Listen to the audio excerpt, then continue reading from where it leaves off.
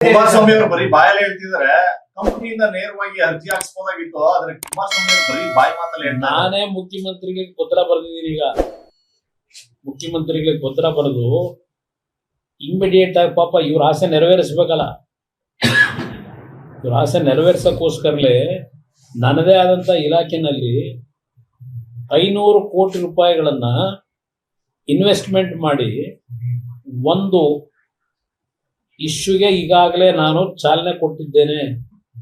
ಮುಖ್ಯಮಂತ್ರಿಗಳಿಗೆ ಪತ್ರನೂ ಬರೆದಿದ್ದೀನಿ, ಆದೇಶ GON ಇಶ್ಯೂ ಮಾಡಿದ್ದೀವಿ. ಆ ಒಂದು ERIN ಒಂದು ಯೂನಿಟ್ ಹಾಕ್ಲಿಕ್ಕೆ ಆ ಆದೇಶನೂ ಮುಖ್ಯಮಂತ್ರಿ ಕಾಪಿ ತಲುಪಿಸಿದ್ದೀವಿ. ಏನ್ ಉಲ್ಲೇಖ? ಜಾಗ ಕೊಡಿ ಅಂತ ಹೇಳಿದ್ವಿ. ಅವ್ರು ಹೇಳ್ತಾರದ್ದು ನೇರವಾಗಿ ಕಂಪ್ನಿಯವರು ಬರೆಯಬೇಕು, ಕುಮಾರಸ್ವಾಮಿ ಅವರಲ್ಲ ಅಂತ ಪ್ರಶ್ನೆ ಮಾಡ್ತಾರೆ. ERI ಕೇಂದ್ರ ಸರ್ಕಾರದ ಹೆವಿ ಇಂಡಸ್ಟ್ರಿಯ ಸ್ವಾಧೀನದಲ್ಲಿರ್ತಕ್ಕಂಥ ಸಂಸ್ಥೆ. ಆ ಸಂಸ್ಥೆಗೆ ಜಾಗ ಕೊಡಿ ಅಂತ ಹೇಳಿ ಕೇಂದ್ರದ ಜವಾಬ್ದಾರಿಯುತವಾದಂತ ಮಂತ್ರಿಯಾಗಿ ಪತ್ರ ಬರೆದಿರೋದು. ನನ್ನ ಇಲಾಖೆಯಿಂದಲೇ ಮಾಡ್ತೀವಿ ಅಂತ ನಾನು ಬರೆದ. ಇನ್ಯಾರ ಕೈಲಿ ಬರೆಸ್ತೀರಿ? ಇಲ್ಲೆಲ್ಲ ಬಂದು ಹೇಳ್ತಾರೆ ನಿಮ್ಮ ಹತ್ರ, ಅಲ್ಲೆಲ್ಲ 100 ಎಕರೆ ಕೊಡಿ. ಇವ್ರು MLA ಕೊಡಕ್ ಪವರ್ ಇದೆಯಾ? 100 ಎಕರೆ 200 ಎಕರೆ ಲ್ಯಾಂಡ್ ಕೊಡ ಕ್ಯಾಬಿನೆಟ್ ಅಲ್ಲಿ ಇಟ್ಟು ಇದು ಮಾಡ್ಕೊಡ್ತೀವಿ. ಪ್ರೊಸೀಜರ್ ಇದೆಯಲ್ಲ KDPದು, ಅಲ್ಲಿಂದ ತೀರ್ಮಾನಗಳಾಗ್ಬೇಕಲ್ವಾ? ಒಂದು ಬರುತ್ತೆ. ಇವತ್ತು ಮಂಡ್ಯ ಜಿಲ್ಲೆನಲ್ಲಿ ನಾನು ಹಲವಾರು ಮೀಟಿಂಗ್ ಮಾಡಿದಾಗ ನಿಮ್ ಜಿಲ್ಲಾಧಿಕಾರಿಗಳು ಹೇಳಿದ್ರು, ಲ್ಯಾಂಡ್ ಹುಡುಕ್ಬೇಕು ಸರ್, ಲ್ಯಾಂಡ್ ಇಲ್ಲ ಅಂತ ಹೇಳ್ಕೊಂಬಂದ್ರು. ಈಗ ಒಂದು ರಾಜಕೀಯ ಮಾಡ್ತಾ ಇದ್ದಾರೆ. ಅವ್ರು ರಾಜಕೀಯ ಮಾಡ್ಕೊಳ್ಳಿ, ನನಗೆ ಅವ್ರಿಗೆ ಉತ್ತರ ಕೊಡಲ್ಲ. ಮಂಡ್ಯ ಜಿಲ್ಲೆನಲ್ಲಿ ಯಾವ ಭಾಗದಲ್ಲಿ ನೀವು KDP ಇಂದ ಒಂದು ಇಂಡಸ್ಟ್ರಿಯಲ್ ಲೇಔಟ್ ನ ಮೊದಲು ತೆಗಿಬೇಕಲ್ಲ. ನೀವು ಇಂಡಸ್ಟ್ರಿಯಲ್ ಲೇಔಟ್ ಫಾರ್ಮ್ ಮಾಡಿ ಆಮೇಲೆ ಬರ್ತಾರೆ. ಮೊನ್ನೆ ಒಂದು ಇನ್ಸಿಡೆಂಟ್ ಆಯ್ತು ನನಗೆ. ಈಗ ನಾನು ಯಾವ ರೇರ್ ಅರ್ತ್ ಮ್ಯಾಗ್ನೆಟ್ ನ ಪ್ರೊಡಕ್ಷನ್ ಮಾಡ್ತಕ್ಕಂಥದ್ದಕ್ಕೆ ಏನ್ ನಮ್ಮ ಇಲಾಖೆಗೆ ಜವಾಬ್ದಾರಿ ಕೊಟ್ಟಿದ್ದಾರೆ. ಮೊನ್ನೆ ಸ್ಟೇಕ್ ಹೋಲ್ಡರ್ಸ್ ಮೀಟಿಂಗ್ ಮಾಡಿದ್ದೀನಿ. ಸುಮಾರು 26 ಕಂಪನಿಗಳನ್ನ ಕರೆಸಿದ್ದೆ, ಮೀಟಿಂಗ್ ಮಾಡಿದ್ದೀನಿ 3 ಗಂಟೆ. ಈಗ ಒಂದು 15 ದಿವಸದಿಂದ 5 ಜನಕ್ಕೆ ನಾವು ಟೆಂಡರ್ನಲ್ಲಿ ಅಪ್ರೂವ್ ಮಾಡ್ತಾ ಇದ್ದೇವೆ ಬಿಲ್ಡರ್ಸ್ನ.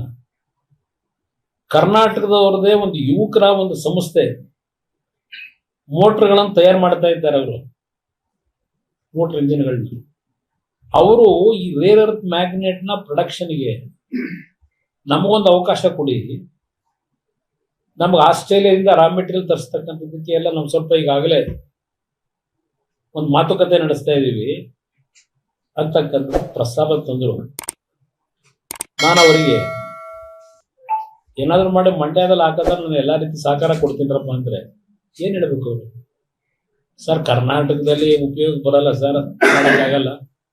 ನೀವೇನಾದ್ರು ಮಾಡಿ ಚಂದ್ರಬಾಬು ನಾಯ್ಡು ಅವ್ರಿಗೆ ಹೇಳಿ ನಮಗೆ ಸ್ವಲ್ಪ ಕಡಿಮೆ ರೇಟಲ್ಲಿ ಭೂಮಿ ಕೊಡಿಸಿದ್ರೆ ನಮಗೆ ವಿಶಾಖಪಟ್ಟಣದ ಪೋರ್ಟ್ ಇದೆ, ನಾವು ಪ್ರೊಡಕ್ಷನ್ ಮಾಡಿದ್ದು ಬೇರೆ ಕಡೆಗೆ ರಫ್ತು ಮಾಡೋದಕ್ಕೆ, ಬೇರೆ ಕಡೆಯಿಂದ ರಾ ಮೆಟೀರಿಯಲ್ನ ಆಮದು ಮಾಡ್ಕೊಳ್ಳೋದಕ್ಕೆ ಪೋರ್ಟ್ ಇರೋದ್ರಿಂದ ನಮ್ಗೆ ಅನುಕೂಲ ಆಗುತ್ತೆ, ನಮ್ಗೆ ಎಲ್ಲ ಜಾಗ ಕೊಡಿಸಿ ಸರ್.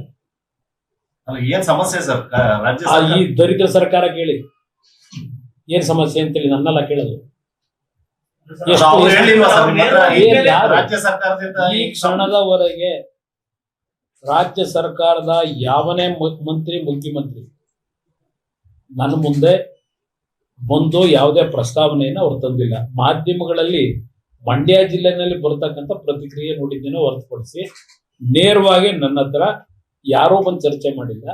ಒಂದು ನಿಮ್ಮ ಜಿಲ್ಲಾ ಉಸ್ತುವಾರಿ ಸಚಿವರು ಏನೋ ರೈತರಿಗೆ ಮೊನ್ನೆ ಒಂದು ಲೆಟರ್ ಬರೆದಿದ್ದಾರೆ.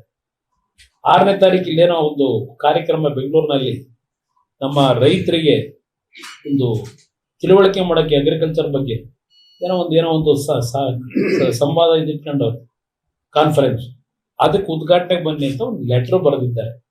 ಆದ್ರೆ 6ನೇ ತಾರೀಕು ಪಾರ್ಲಿಮೆಂಟ್ ನಡೀತಾ ಇರ್ತದೆ. ಇದು ಒಂದ್ ಕಡೆ ನಮಗೆ ಈ ಕಡೆ ಇಲ್ಲ. ಅದೊಂದು ಹೊರತುಪಡಿಸಿದ್ರೆ ನನಗೆ ಯಾವುದೇ ಮಂತ್ರಿಗಳು ನನ್ನ ಮುಂದೆ ಬಂದಿಲ್ಲ, ನಮ್ಮ ರಾಜ್ಯಕ್ಕೆ ಇಂಥದ್ದು ಬೇಕು ಅಂತ ಕೇಳಿಲ್ಲ. ಮಾಧ್ಯಮದಲ್ಲಿ ಕೆಲವರು ಚರ್ಚೆ ಮಾಡೋದು ನೋಡಿ ಮಾಡೋಣ, ಕಾಲ ಉತ್ತರ ಕೊಡುತ್ತದಕ್ಕೆ. ನನಗೇನು ಆ ಥರ ಇಲ್ಲ, ಕಾಲ ಉತ್ತರ ಕೊಡುತ್ತೆ, ಇನ್ನೂ 3 ವರ್ಷ ಇದೆ. ಅಲ್ಲ ನೀವ್ ಹೇಳಿದ್ರಲ್ಲ sir, semi conductor company America ಮೂಲದ್ದು, ಹೌದು. ಅದನ್ನ ಸಂಪರ್ಕ ಮಾಡಕ್ ಪ್ರಯತ್ನ ಪಡ್ತಾ ಇದೀವಿ. ಯಾರು ಸಚಿವರು ಯಾವ ಶಾಸಕರು ಹೇಳಿದ್ರು ಅಂತ ಇದ್ದಾರೆ. ಯಾವ ಸಚಿವರು ಯಾವ ಯಾರು ಶಾಸಕರು ready ಇಲ್ಲ ಅಂತ. ಯಾವ ಸಚಿವರು ಹೇಳಿದ್ರು, ಯಾವ ಚಲುವರಾಯಸ್ವಾಮಿ ಅವರು ಎಂ ಬಿ ಪಾಟೀಲ್ ಹೇಳಿರೋದು ನೇರವಾಗಿ ಅವರು ಸಂಪರ್ಕ ಮಾಡಲಿ ಅಂತ. ಈಗಾಗಲೇ ಇಂಡಸ್ಟ್ರಿಯ ಸೆಕ್ರೆಟರಿ ಏನಿದ್ದಾರೆ ಅವರಿಗೆ ಒಂದು ಪತ್ರ ಹೋಗಿದೆ, ಅವರಿಂದ ಕಂಪನಿ ಅವರೇ ಕಳಿಸ್ಕೊಂಡಿದ್ದಾರೆ. ನಾವು ಶತಪ್ರಯತ್ನ ಪಟ್ಟು ಇವತ್ತು ಇಲ್ಲಿ ಇನ್ವೆಸ್ಟ್ ಮಾಡ್ತಕ್ಕಂಥವ್ರನ್ನ ತರಲಿಕ್ಕೆ ನಾನು ಯಾರ್ಯಾರಿಗೆ ಎಷ್ಟೇ ಶ್ರಮ ಆಗ್ತದೆ ನನಗೆ ಗೊತ್ತು.